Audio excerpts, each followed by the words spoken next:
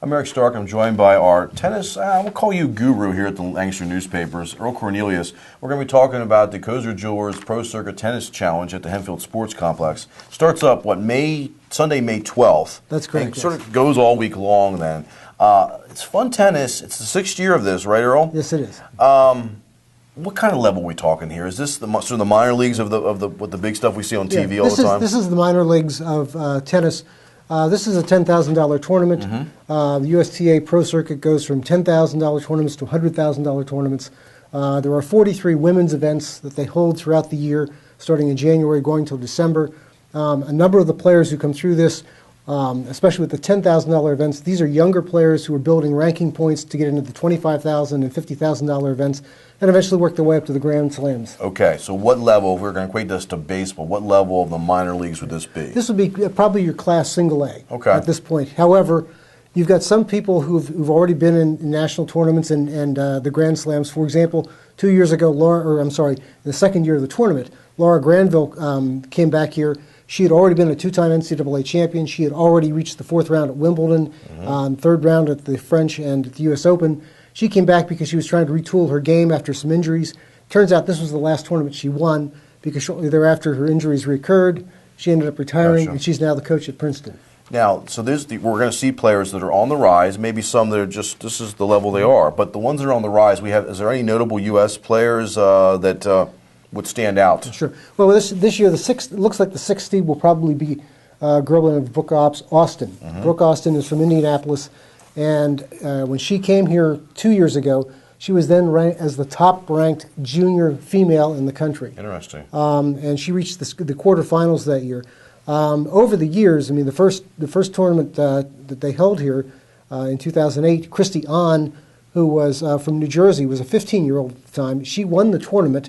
She's now an All-American at Stanford. Wow. The second year was Laura Granville, as I mentioned. The third year, it was Alexandra Mueller, who's twice won the national playoffs to get into the U.S. Open. The fourth year was Robin Anderson, who's now the third-ranked player in the country in Division I, playing for UCLA.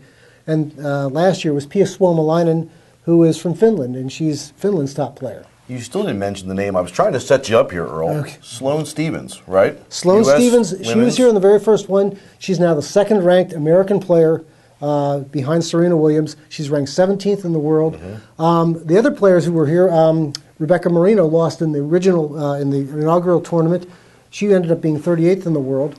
And reaching several finals before she ended up retiring this past year. So what we're saying is this is a quality tournament with some players you could see on the rise. Right. Stephens was supposed to be here this year, correct? And something happened. Well, that was Alexandra Stevenson. Okay. Alexandra Stevenson, which is Dr. J's daughter. Yes. That was. And she was one of the ones who originally signed up. Right. She was one of the ones who was originally signed up for this, but she pulled out. She's playing in a tournament in Raleigh, North Carolina this week, which is a $50,000 tournament. A little bit of a next level, probably the double A, if this is single A. Yes. Okay. So this is a fun tournament. How do fans get to go to this if you want to see tennis? This is a free event. It goes, the qualifying starts on Sunday, May 12th. There's a field of 64 in the qualifying. They qualify for 8 slots. Okay. So they get the entire way down to the quarterfinals of the qualifying, and then there's a 32 main draw. There's also a 16 draw for the doubles. The winners of this go on and they get $1,500 or just under $1,600 to win this, but they get ranking points to move their way up. As I said, it's a free event. The finals are on Sunday, May 19th. They start at noon. The semifinals, they call it Super Saturday because the semifinals start at 10 a.m. on Saturday. They generally have 2 singles sandwiched around the doubles match. Interesting. And this is like the old-time tennis where people actually stay in people's homes, too, when they're visiting here as well.